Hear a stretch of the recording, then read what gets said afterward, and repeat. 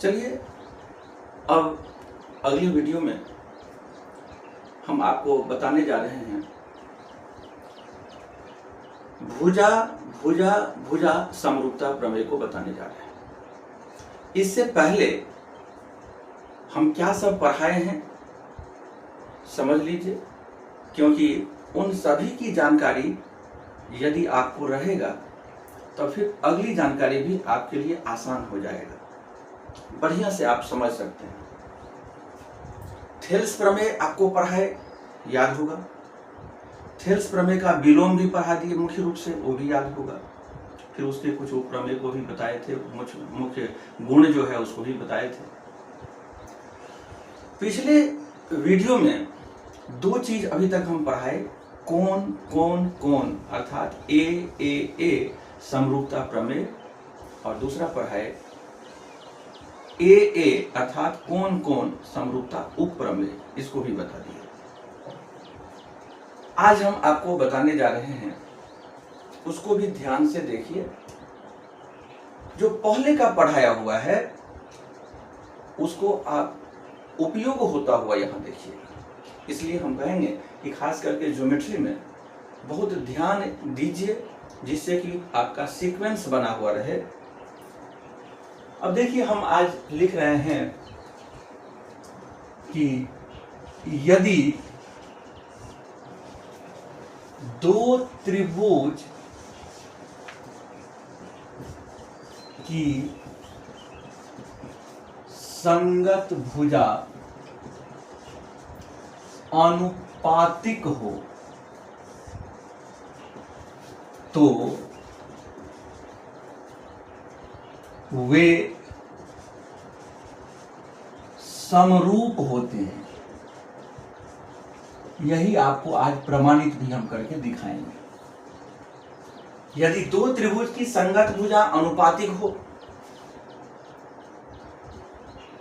यदि पहला त्रिभुज में जो भुजा है और दूसरा त्रिभुज में जो भुजा है, उस दोनों के बीच जो है अनुपातिकता का संबंध हो। शुरुआत जब हम किए तो दो ही मुख्य बात हम कहे, और कहे कि ये दोनों गुण आप याद रखिए। दो त्रिभुज समरूप कब होंगे? तो जब संगत कोण बराबर होंगे, और दूसरा संगत भुजा अनुपातिक होंगे। तो संगत कोण बराबर हैं, जो पिछला वीडियो में आप देखे थे, तो आप क्या किए थे? संगत भुजा का अनुपात ला दिए थे और कह दिए कि दोनों त्रिभुज समरूप हैं। आज ठीक उसका उल्टा कीजिए। यहां पर कह रहा है कि त्रिभुज है, उसकी संगत भुजा अनुपातिक है। तो आज आप क्या कीजिएगा? संगत कोण दोनों त्रिभुज में बराबर कर दीजिए, तो त्रिभुज समरूप हो जाएगा। अब जैसे हम यहां चित्र बना रहे हैं, पहले कुछ इसी तरह का हम फिगर बना ले रहे हैं। ये त्रिभुज ABC हो गया आपका, और ये त्रिभुज मान लीजिए DEF हो गया। ये दोनों त्रिभुज आपको दिख रहा होगा, ऐसे ही हम पहले भी बनाए थे। तो देखिएगा आप लोग, हम इसको अब हल कर रहे हैं।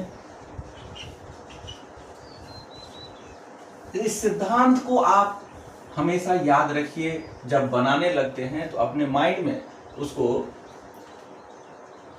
पूरी तरह से आत्मसात कीजिए। देखिए फिगर को, सिद्धांत को, दोनों का जो कोऑर्डिनेशन है वो आपको बन रहा है कि नहीं, और वो बनेगा तभी आप ज्यामिति की भाषा लिख पाएंगे। तो लिखते हैं, माना ABC तथा DEF दो त्रिभुज इस प्रकार है कि क्या है? तो AB बट्टा DE बराबर BC बट्टा EF बराबर AC बट्टा DF। ये दिया हुआ है, इसको हम हाईलाइट करने के लिए समीकरण 1 मान ले रहे हैं, कोई दिक्कत नहीं। अब ये हो गया, यदि दो त्रिभुज की संगत भुजानुपातिक हो तो संगत भुजानुपातिक दोनों का हो गया। तो सिद्ध करना है कि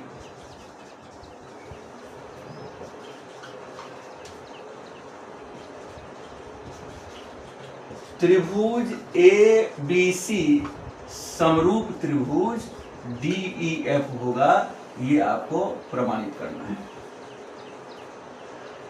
अब हम पहले, ये तो सिंपली हो गया, अब हमको प्रमाणित करना है। तो रचना का काम या बनावट का काम जो आप पहले लिए थे, हम चाहते हैं कि उसी तरह से हम ले लें। जब हम कौन समरूपता प्रमेय सिद्ध किए थे, तो याद कीजिए रचना में हम लिए थे कि डीई, हम लंबाई का जो भुजा है ये डीई, उतना ही लंबाई का इसमें से हम, चलिए ये काट लेते हैं, एपी काट लेते हैं, और जितना डीएफ की लंबाई है उतना ही लंबाई का इसमें से काट लेते हैं, जो ए क्यू हो गया। तो पहला काम यही करते हैं, डीई बराबर एपी तथा डीएफ बराबर ए क्यू क्रमशः भुजा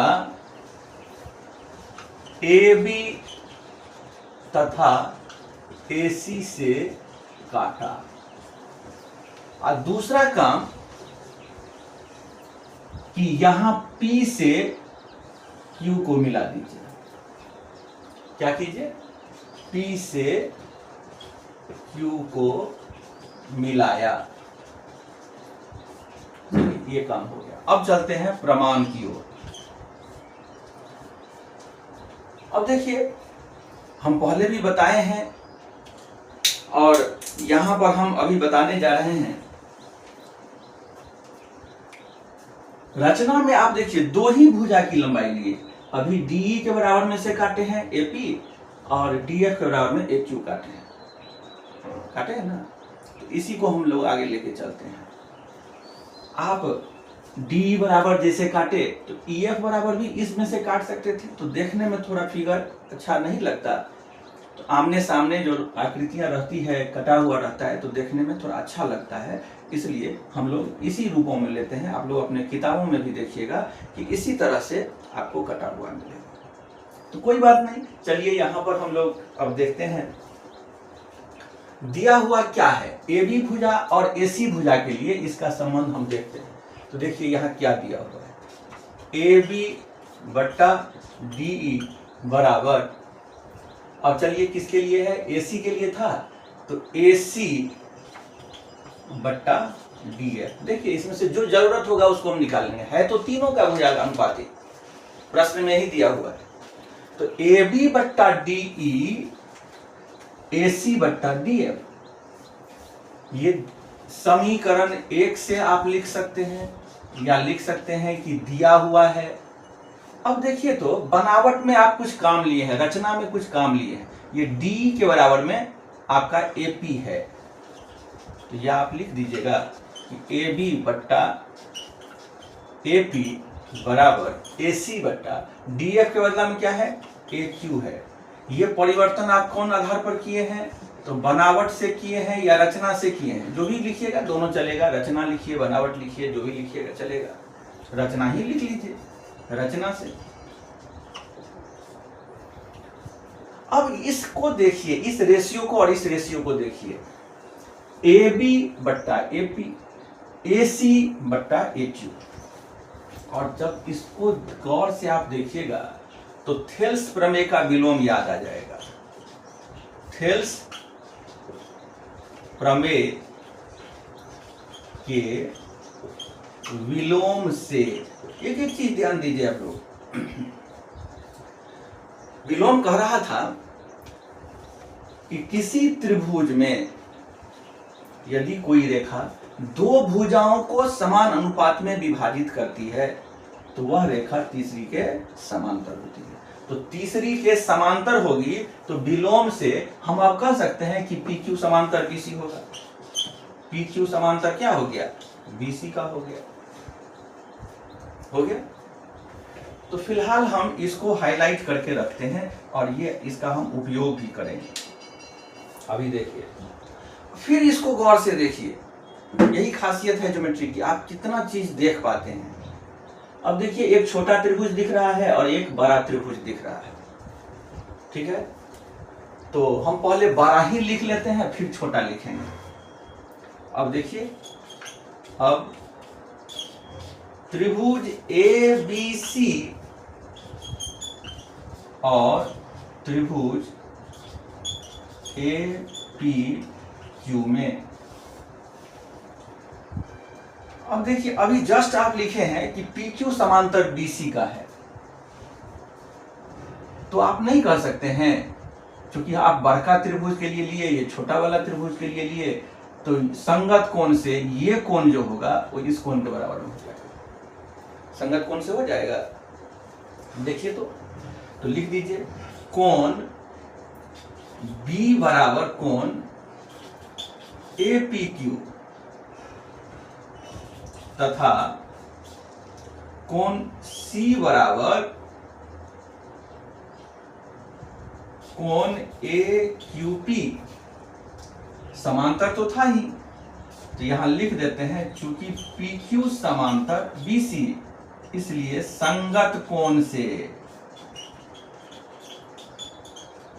बराबर हो गया। साथ ही साथ आप देख रहे हैं कि कोण A बड़का त्रिभुज के लिए भी है और ये छोटा वाला त्रिभुज के लिए भी है। तो आप लिख दीजिए कि कोण A बराबर कोण A उभय निष्ठ है, यानी कि कॉमन है। तो इसलिए क्या हो जाएगा, त्रिभुज ABC समरूप त्रिभुज APQ का हो जाएगा।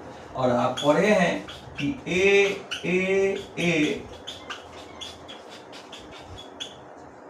समरूपता प्रमेय, देखिए उपयोग होना शुरू हो गया, प्रमेय से समरूप हो गए। ज्यामिति में बड़ा ही रोचक चीज सब निकलते जाता है, लेकिन चलिए पहले हम इसको लिख लेते हैं, क्योंकि अब ये बड़ा त्रिभुज और ये छोटा त्रिभुज क्या हो गया, समरूप हो गया। तो समरूप हो गया तो संगत भुजा अनुपातिक, ठीक है। तो और कोण के संबंध में भी जो बात है वो भी आप यहां पर समझ सकते हैं कि ये क्या होगा। तो यहां पर आप देख रहे हैं कि ये हो चुका है। यहां पर निष्कर्ष ये हम यहां बताना चाहते हैं कि ये जो बड़ा सा त्रिभुज है और ये छोटा ऊपर वाला त्रिभुज है, तो किसी त्रिभुज में किसी एक भुजा के समांतर जब आप रेखा खींचते हैं तो इस प्रकार दो त्रिभुज, एक छोटा त्रिभुज और ये जो बड़ा त्रिभुज है, वो आपस में समरूप होता है। ये संबंध यहां पर हम बताए। तो अब देखिए हम क्या करते हैं कि ये AB बट्टा AP बराबर, अब हम PQ यानी कि पहले BC लिख लेते हैं, अब बाय PQ लिख लेते हैं, तो होगा ना, क्योंकि समरूप तो हो गया, ये छोटा ये बड़ा, या फिर आप बड़ा कहिए छोटा कहिए, ये दोनों त्रिभुज क्या हो गया, समरूप हो गया। तो हम दो ही लिखे, कहिएगा तीसरा चाहे नहीं लिखे, तो दो का अनुपात के साथ हम उपयोग किए हुए हैं। अब तीसरा के साथ, अब देखिए AB बट्टा AP, AB बाई क्या है AP, अब BC बाई, ये BC बाई PQ। तो अब देखिए रचना से क्या था, AB बट्टा AP, तो AP के बदला में क्या लिखिएगा, DE। ये BC जो है बाई PQ आप कह रहे हैं, BC बाई PQ कह रहे हैं। अब क्या कीजिए, यहां इसको ध्यान से देखिए, AB बट्टा D BC बट्टा किसके बराबर में है, तब ना आपका क्या हो जाएगा, ये BC बट्टा PQ जो है और ये BC बट्टा EF, ये देखिए अब आप क्या लिख दीजिएगा, BC बट्टा EF। इसी चीज को समझिए आप लोग, हम किस चीज से लिख रहे हैं और क्या हमको प्राप्त हो जाएगा, समीकरण 1 से AB बट्टा D BC बट्टा PQ के बराबर हो गया, जिसमें रचना का भी उपयोग किए तब ना AP के बदला में आप D लिखे हैं। अब इसमें देखिए, अब BC से BC कैंसिल हो गया, जब कैंसिल हो जाएगा तो ये EF जो है ये वो PQ के बराबर में हो जाएगा, या फिर कहिए कि ये PQ जो है वो EF के बराबर में हो जाएगा, इसका उपयोग होगा। इसीलिए PQ बराबर क्या हो गया, EF हो गया।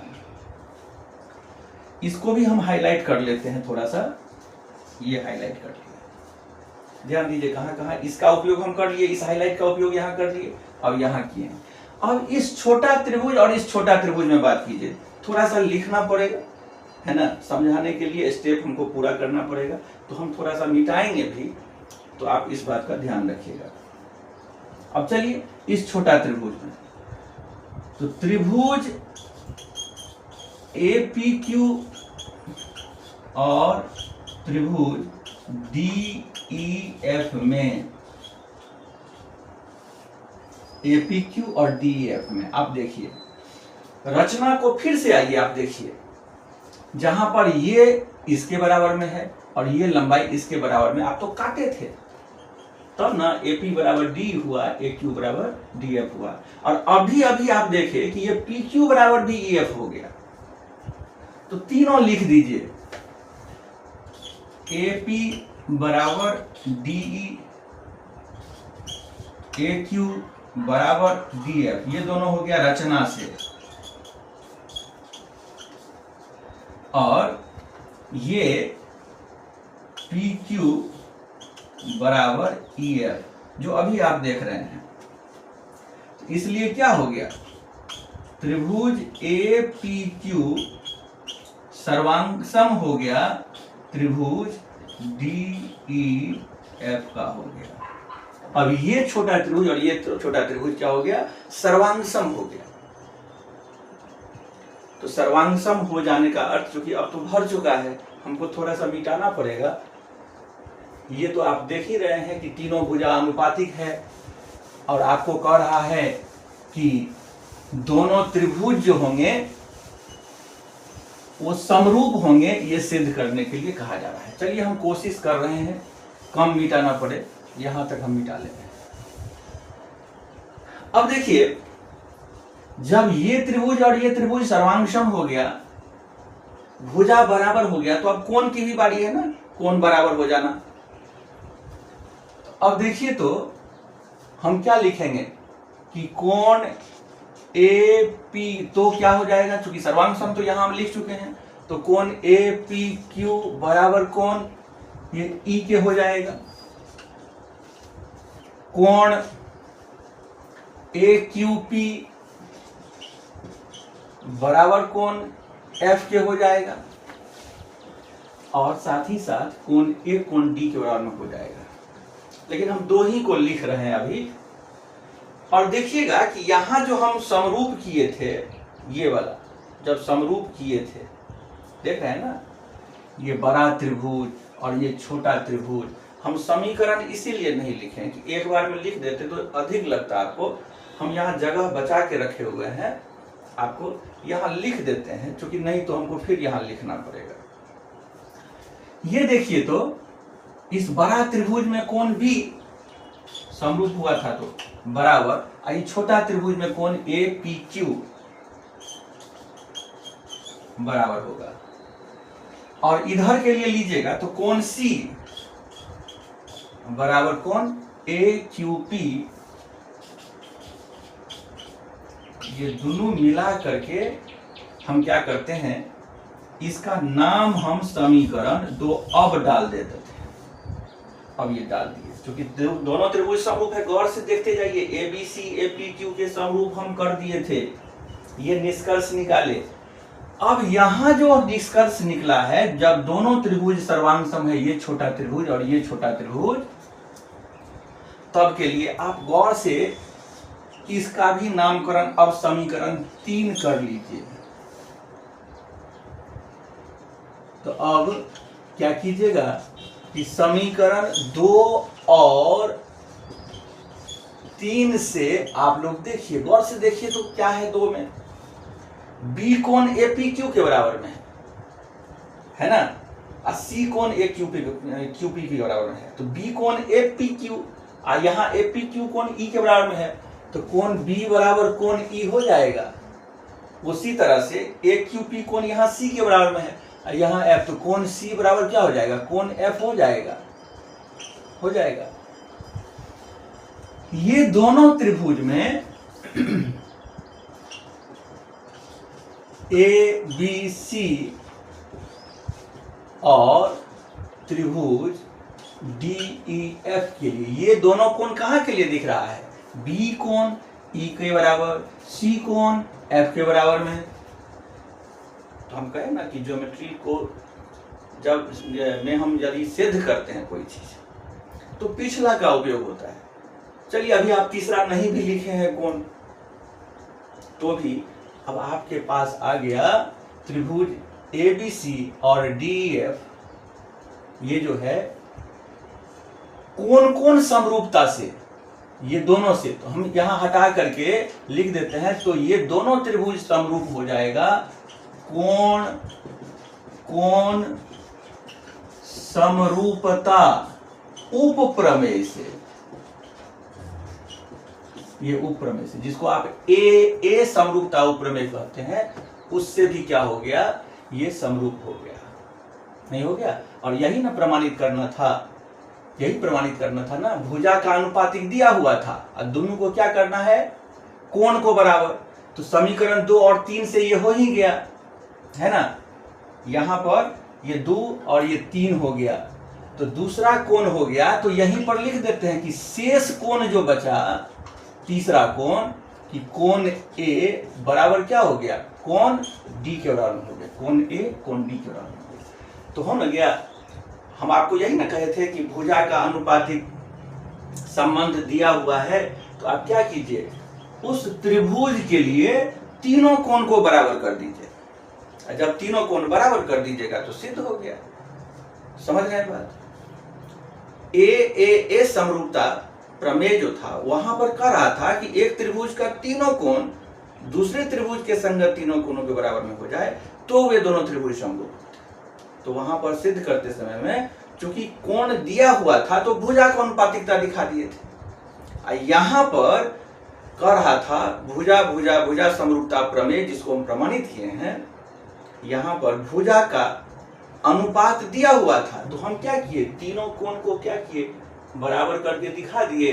और देखिएगा कि एकदम बढ़िया से एक एक चीज जो लिखा गया है वह तथ्यों पर आधारित है जो आप पढ़े हैं। तो इस प्रकार से ये दोनों त्रिभुज समरूप हो गया, भुजा अनुपातिक था, यहाँ तीनों कोण हम बराबर दिखा दिए। चलिए तो हम फिर अगले वीडियो में आप लोगों को अगली जानकारी देंगे।